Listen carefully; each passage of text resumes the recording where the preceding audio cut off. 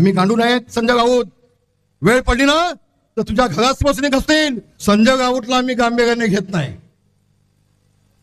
संजय राऊत तुमचं तोंड सांभाळा. तुडवा ऑपरेशन तुडवा. आम्ही शिवसैनिक आहोत. आम्ही शिवसेना प्रमुखांचे शिवसैनिक आहोत. आम्ही छत्रपतींचे मावळे आहोत. आम्ही भगव्या झेंड्याचे शिपाई आहोत.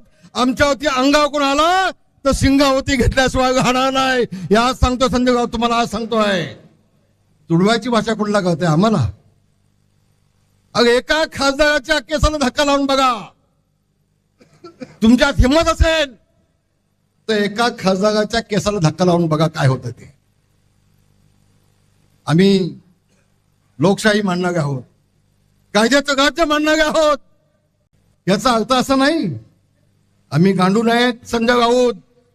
वेळ पडली ना तर तुझ्या घरात शिवसैनिक असतील आणि तुला तुला तुला तुळवतील, तुझ्या कानपाड फोडतील आणि तुझं तोंड बंद करून टाकतील. ही ताकद माझ्या शिवसैनिकांमध्ये आहे. ताकद आमच्या शिवसैनिकांमध्ये आहे. वाटलं ते बडबडते. ज्या दिवसापासून संजय राऊतांची बडबड चालू झाली त्या दिवसापासून उद्धव ठाकरेंना अधोगती चालू झाली. मी तर म्हणतो एकनाथ शिंदे साहेब, जेवढे दिवस संजय राऊत तिकडे थांबतील तेवढं आपल्याला चांगलं आहे. तेवढं आपल्याला चांगलं आहे. आणि म्हणून आज मला अभिमान वाटतोय. महाराष्ट्र मेले तरी राष्ट्र मेले.